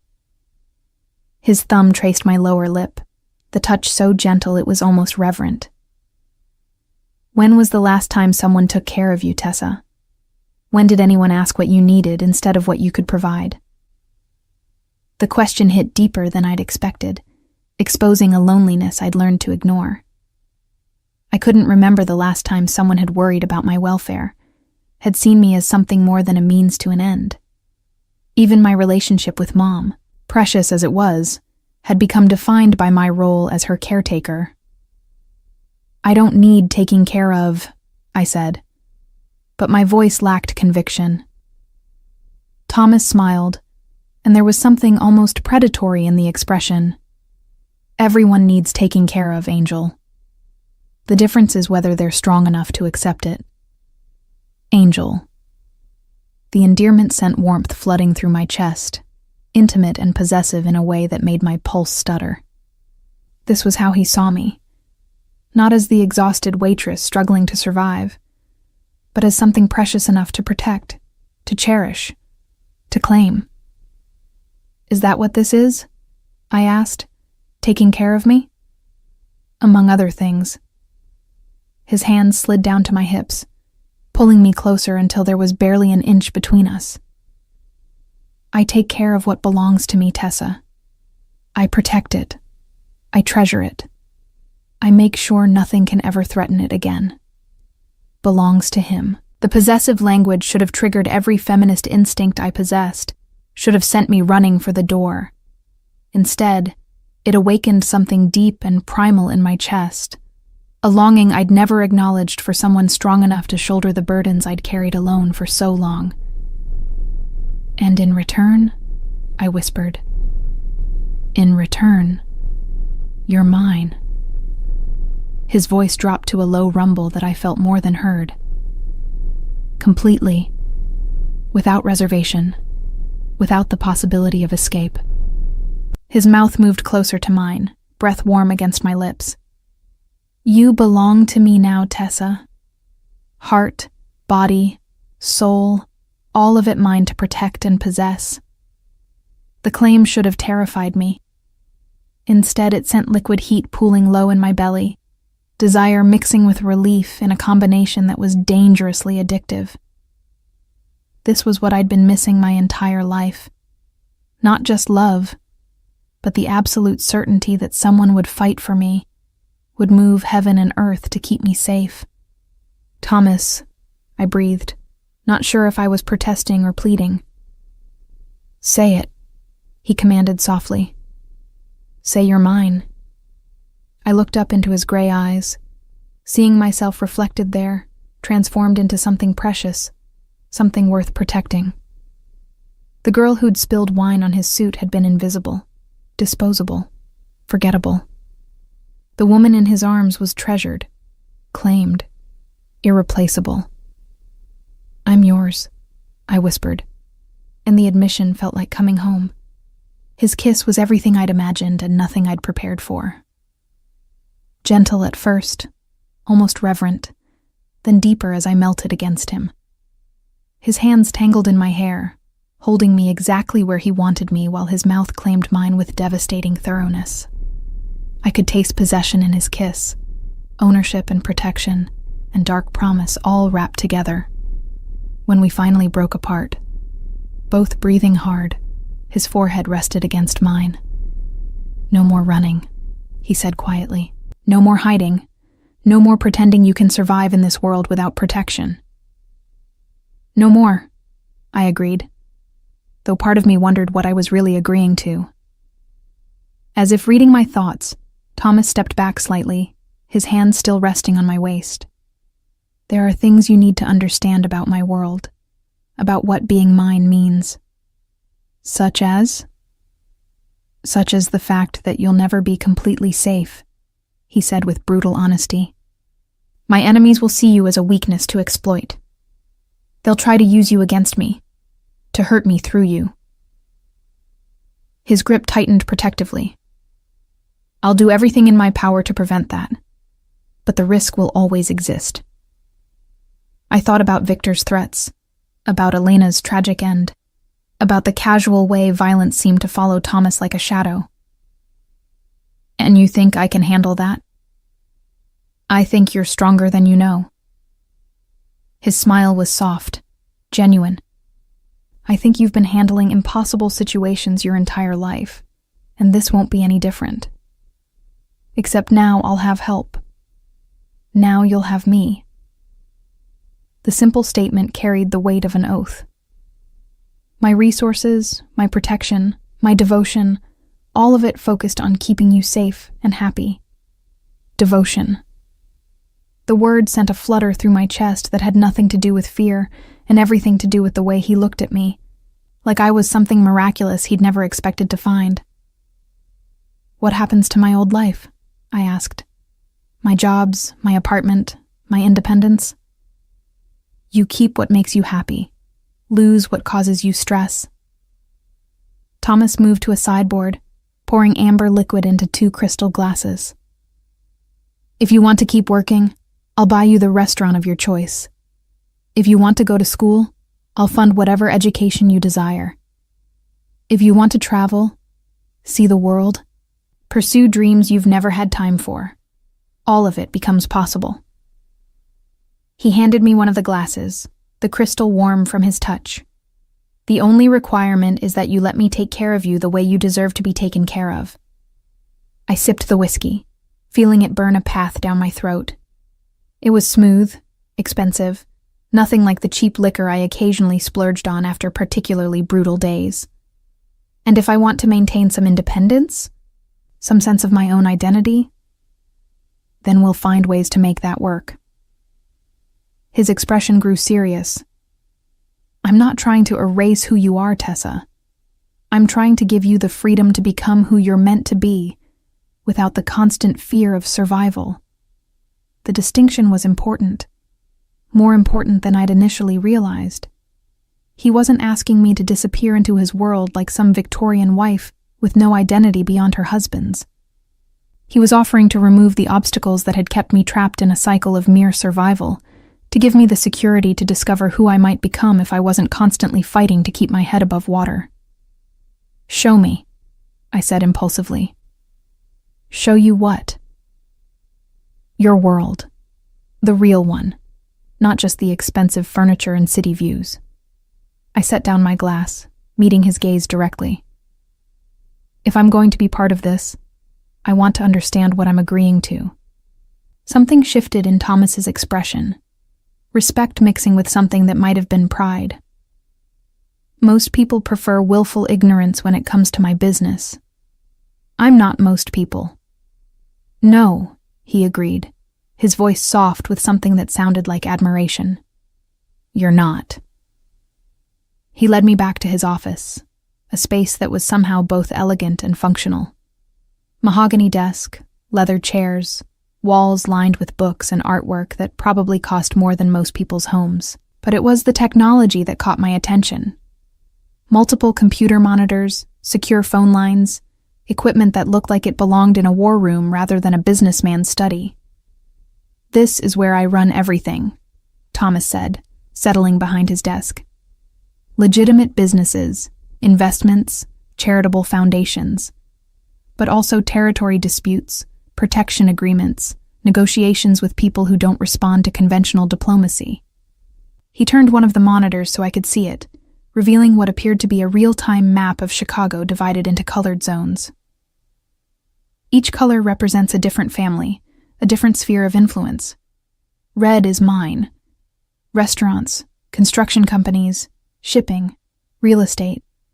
Green is the Colombians who run most of the drug trade on the south side. Blue belongs to the Irish crew that controls the docks. I studied the map, trying to understand the complex web of power and territory it represented. "And Victor?" "Was yellow," Thomas said, his voice turning cold. "Controlled the port district. Thought that gave him leverage over shipping routes." He clicked something, and the yellow sections turned red. "Not anymore." The casual way he absorbed Victor's territory, like updating a business spreadsheet, drove home the reality of what Thomas did for a living. This wasn't just about protection or family honor. It was about empire, about controlling vast sections of a major city through carefully orchestrated violence and intimidation. "How many people work for you?" I asked. "Directly? Maybe 200. Indirectly?" He shrugged. "Several thousand. Restaurant workers, construction crews, shipping clerks, security personnel. Most of them have no idea who ultimately signs their paychecks. And the ones who do know are loyal," Thomas said simply, "either through choice or necessity." I thought about the bodyguards I'd seen, the way people gave Thomas space without seeming to realize they were doing it, the casual authority he wielded over everyone around him. "Are you the most powerful man in Chicago?" "One of them." His smile was sharp, predatory. "Power is relative, contextual. In certain circles, I'm untouchable. In others, I'm just another businessman with good lawyers and flexible morals." "Which circle do I live in now?" "Mine," he said without hesitation. "Which means you're untouchable too, Angel. Anyone who threatens you threatens me directly." The possessive certainty in his voice sent heat spiraling through my chest. I was beginning to understand the addictive nature of his protection. Not just the security it provided, but the way it made me feel precious, irreplaceable, worth defending at any cost. A soft chime from his computer drew his attention to one of the monitors. He read something there, his expression growing satisfied in a way that made my stomach clench with dark anticipation. "It's done," he said simply. "Done." Victor was dead, along with whatever threat he'd represented. I should have felt horror, guilt, some recognition of the moral line that had just been crossed on my behalf. Instead, I felt only relief and a disturbing sense of justice. Victor had threatened my mother, had spoken about Elena's death like it was entertainment, had tried to use me as a weapon against Thomas. Whatever had happened to him, he'd earned it. "How do you feel?" Thomas asked, studying my face carefully. "Safe," I admitted, and realized it was true. For the first time in years, maybe in my entire life, I felt truly safe. Not just physically, but emotionally, financially, completely protected from the kind of devastating loss that had defined my existence. "Good." He stood, moving around the desk to where I sat. "Because safety is just the beginning of what I want to give you." "What else?" His hands framed my face, thumbs tracing along my cheekbones with exquisite gentleness. "Everything. Pleasure, comfort, luxury, devotion, anything your heart desires." His voice dropped to a whisper. "I want to worship you, Tessa. I want to show you how it feels to be cherished by someone who has the power to give you the world." The promise in his words, the heat in his eyes, sent desire flooding through my system so intensely it was almost overwhelming. This wasn't just about protection or security anymore. It was about passion, about the kind of all-consuming connection I'd never believed possible. "Thomas," I breathed, not sure what I was asking for, but he understood anyway. His mouth found mine again, this kiss deeper, more demanding than the first. His hands tangled in my hair, holding me exactly where he wanted me while he claimed my mouth with devastating thoroughness. I could taste possession in his kiss, ownership and hunger, and dark promise all wrapped together. When he lifted me onto his desk, scattering papers and pushing aside equipment with casual disregard, I should have protested. Should have insisted on taking things slow, on maintaining some semblance of control over the situation. Instead, I wrapped my arms around his neck and pulled him closer, surrendering to the fire he'd ignited in my blood. "Mine," he whispered against my throat, his mouth finding the sensitive spot where my pulse hammered. "Finally, completely mine." "Yours," I agreed, the word torn from somewhere deep in my chest. "Always yours."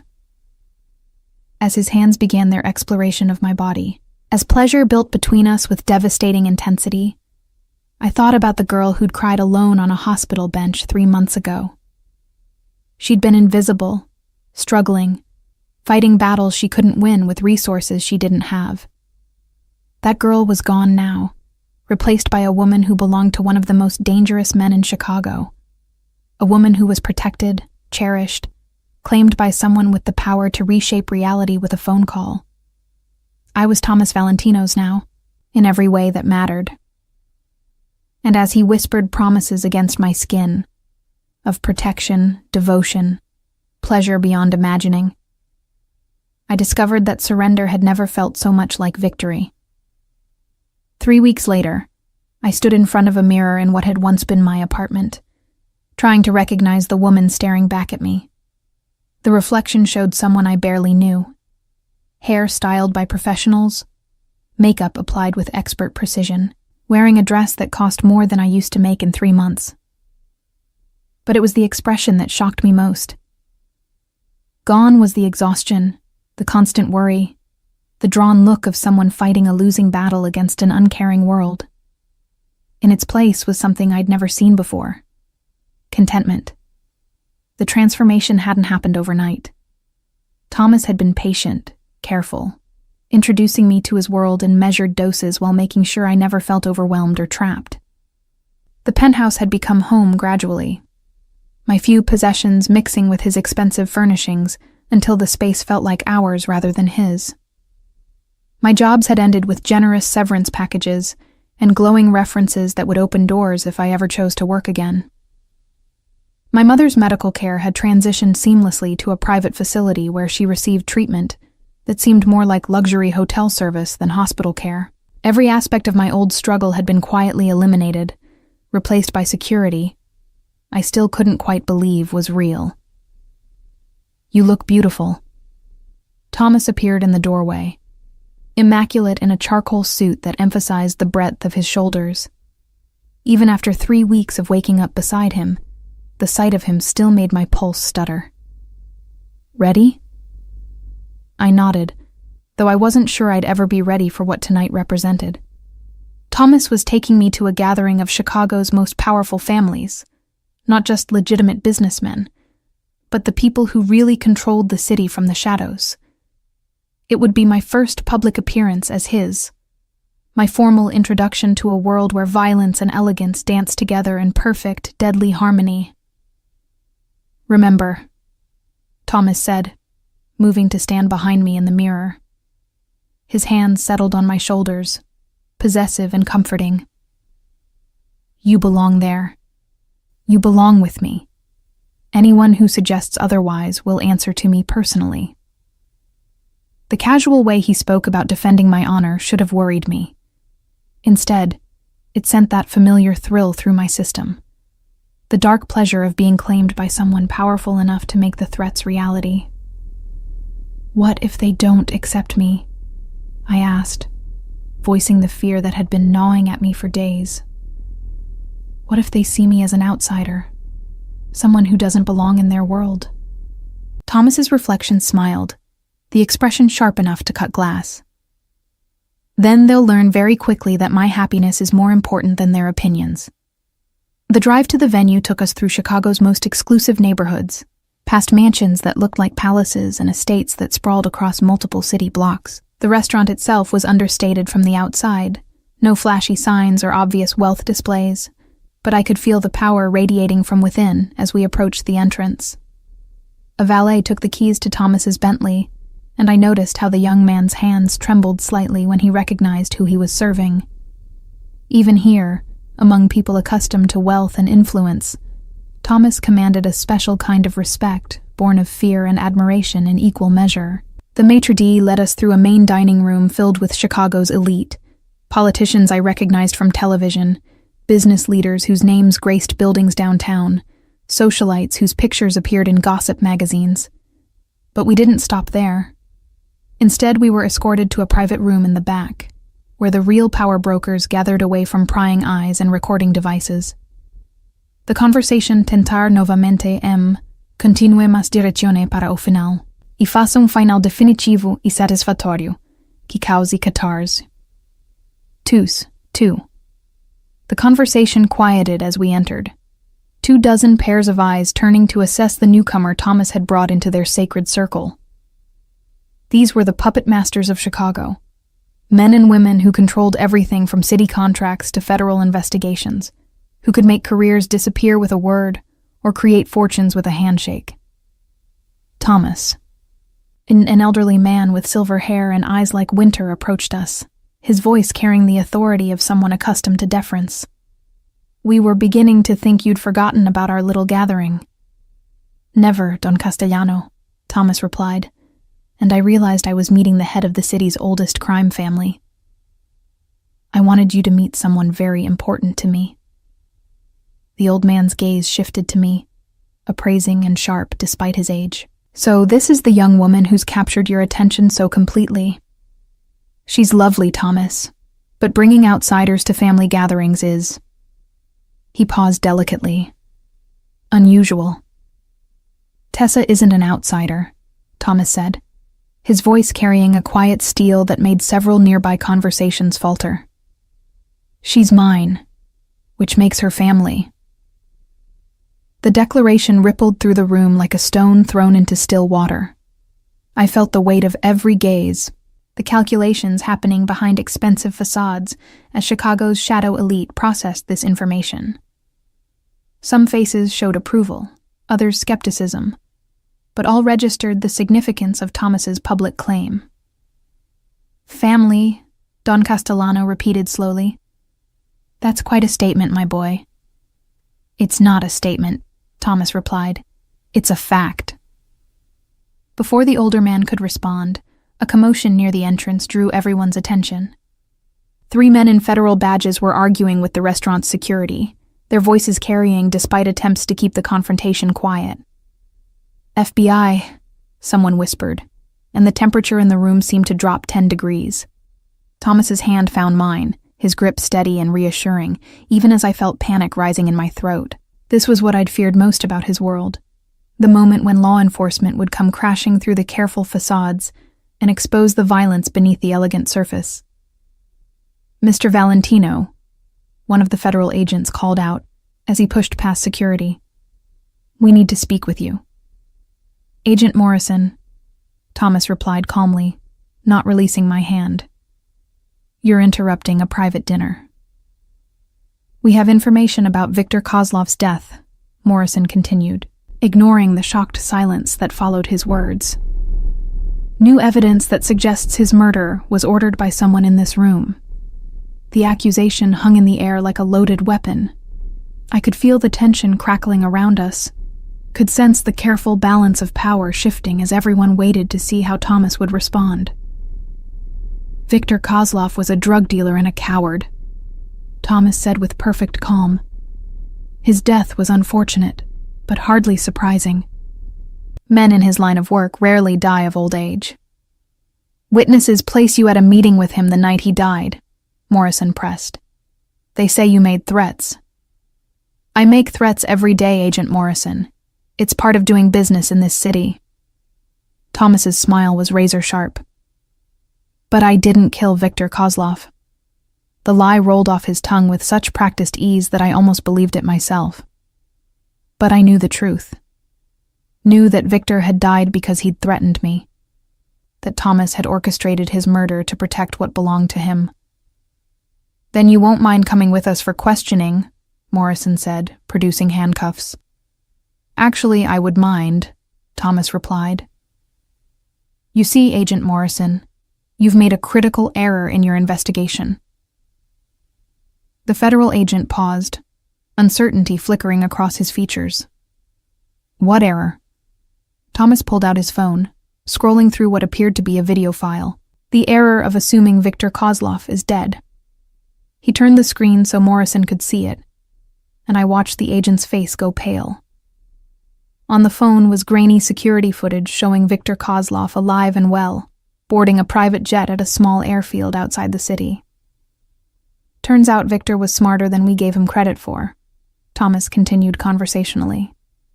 "When he realized his position in Chicago had become untenable, he decided to relocate to warmer climates. I believe he's currently enjoying the beaches of Costa Rica, well beyond your jurisdiction." Morrison stared at the footage, his carefully constructed case crumbling before his eyes. "This is impossible. We have a body, dental records." "You have the body of Viktor's cousin Dmitri, who bore an unfortunate resemblance to his more famous relative," Thomas said. "Dmitri was killed in a drug deal gone wrong. You'll find the real perpetrators already in custody, along with enough evidence to close that case permanently." The elegant way Thomas had misdirected an entire federal investigation was breathtaking in its complexity. He'd eliminated Viktor while providing law enforcement with alternative suspects, false evidence, and a narrative that removed him from suspicion entirely. "As for the threats you mentioned," Thomas continued, "I did indeed meet with Viktor that night, to inform him that his business practices were no longer welcome in my territory, and to suggest he find more suitable accommodations elsewhere. As you can see, he took my advice." Morrison's jaw worked silently as he processed this information. Around us, the gathered elite watched with expressions of barely contained amusement. They were witnessing a masterclass in power. Not just the ability to commit violence, but the sophistication to make that violence disappear entirely. "We'll be verifying this information," Morrison said finally, his authority deflated. Of course you will, Thomas agreed. You'll find everything in order. You'll also find that questioning me further would be inadvisable. My lawyers get testy when federal agents harass their clients without probable cause. The agents left without another word, their investigation effectively dismantled in under 10 minutes. As the restaurant returned to its normal rhythms, I stared at Thomas with new understanding of exactly how powerful he really was. You let him live, I said quietly. Victor. You made him disappear instead of killing him. Thomas's hand tightened on mine. Did you think I was lying when I said I'd protect you? Victor posed a threat, so I eliminated that threat. Permanently. The method was less important than the result. But Agent Morrison saw exactly what I wanted him to see, Thomas finished. A criminal who fled rather than face justice, leaving behind false evidence and alternative suspects to satisfy federal quotas. The sophistication of it was staggering. Thomas hadn't just eliminated an enemy. He'd turned Victor's disappearance into a tool that protected everyone in the room, while simultaneously discrediting federal investigation efforts. Ladies and gentlemen, Don Castellano's voice cut through the resumed conversations. I believe we've witnessed something remarkable tonight. Not just the resolution of an unfortunate business dispute, but a demonstration of why Thomas Valentino commands our respect. Murmurs of agreement rippled through the room. What had started as skepticism about my presence had transformed into admiration for Thomas's handling of the federal investigation. But more importantly, the old man continued, we've seen why the woman who stands beside him deserves our respect as well. All eyes turned to me again. But this time the expressions were different. Where before I'd seen calculation and doubt, now I saw acceptance. Not because of who I was, but because of how Thomas had claimed me. How completely he'd integrated me into his world. Tessa Morgan, Don Castellano said formally, welcome to the family. The word sent a shiver through me that had nothing to do with fear and everything to do with belonging. These people, criminals, power brokers, shadow rulers of a major city, were accepting me as one of their own. Not because I'd earned it, but because Thomas had declared it so. Later that night, as we sat on the penthouse balcony overlooking the city lights, I tried to process everything that had happened. Victor really is dead, isn't he? I asked. Thomas was quiet for a long moment, whiskey glass balanced on his knee. Victor ceased to be a problem the moment he threatened you, he said finally. Whether that happened through relocation or more permanent solutions is irrelevant. The non-answer was answer enough. Victor was gone. Eliminated so thoroughly that even federal investigators had been convinced he'd simply fled. Thomas had protected me not just from immediate danger, but from ever having to worry about Victor's return. And now? Now you're officially part of my world, Thomas said, turning to face me. The families have accepted you. Law enforcement has been neutralized, and your mother's treatment is progressing better than her doctors ever expected. It was true. Mom's latest scans had shown remarkable improvement, the experimental treatment working better than anyone had dared hope. For the first time in years, her doctors were using words like remission and recovery instead of managing symptoms and buying time. What about my old life? I asked. The girl who worked 3 jobs and worried about medical bills? Thomas set down his glass and pulled me onto his lap, his arms wrapping around me with possessive tenderness. That girl was surviving, he said softly. You're living. He was right. The constant fear, the crushing weight of impossible choices, the exhaustion that had been my constant companion. All of it was gone. In its place was security I'd never imagined possible, protection that extended to everyone I cared about, and love that felt like coming home after a lifetime of wandering. I love you, I said, the words slipping out before I could stop them. Thomas's arms tightened around me, his face buried in my hair. Say it again. I love you, Thomas Valentino. I love your dangerous world, your impossible protection, your beautiful violence. I pulled back to look into his gray eyes. I love belonging to you. And I love you, Tessa Morgan, he replied, his voice rough with emotion. More than power, more than empire, more than my own life. As he kissed me under the Chicago stars, I thought about the girl who'd spilled wine on a stranger's suit 4 weeks ago. She'd been invisible, struggling, fighting battles she couldn't win. She'd believed that love was a luxury she couldn't afford, that protection was something that happened to other people. That girl was gone now, transformed into a woman who belonged to one of the most dangerous men in America. A woman who was protected, cherished, claimed by someone with the power to reshape reality itself. I was Tessa Valentino now, not officially, not yet, but in every way that mattered. I belonged to this world of beautiful violence and elegant power, belonged to a man who would burn down cities to keep me safe. And as Thomas carried me inside to our bedroom, to our bed, to our life together, I realized that sometimes the best kind of love wasn't the safe kind, or the sensible kind. Sometimes the best kind of love was the kind that claimed you completely, transformed you utterly, and never let you go. In the darkness of our room, with Thomas's hands and mouth worshipping my body like I was something sacred, I whispered the truth that had taken me 4 weeks to understand. I was never really alive until you made me yours. His response was lost in the storm of passion that followed, but I felt it in every touch, every kiss, every whispered endearment. Thomas Valentino had saved me, not just from Victor's threats or medical bills or the crushing weight of survival, but from a life half lived in the shadows. Now I existed in the light of his attention, protected by his power, cherished by his love. I was his angel, his treasure, his completely, and I would never, ever let him go.